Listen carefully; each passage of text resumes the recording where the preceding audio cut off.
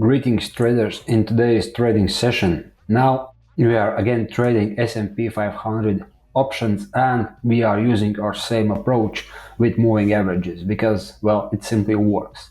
Now prices has closed just below the trend line, that means we will go short. So let's adjust our time, our capital is at right levels and let's go short.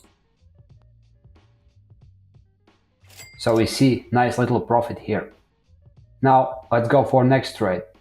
We are still around the trend lines and our indicators are saying that we have to go lower. So that's exactly that we are going to do. So let's go short.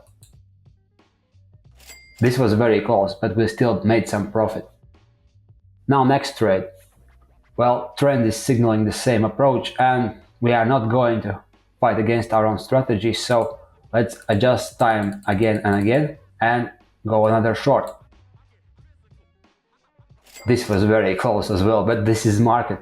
Sometimes you are getting close profit, other times you are getting very close but still booked a loss.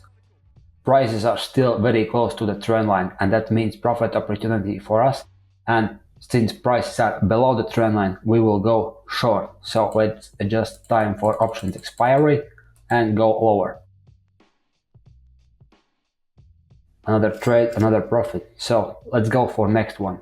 We have the same setups because we are seeing downward trend and let's adjust our time and go short. Another trade, yet another profit. This was our 10-minute trading session. Just as we did previous week, we made slightly more than $2,000 profit and this is how we done it. In the morning I made my preparation and saw what trading setups I use.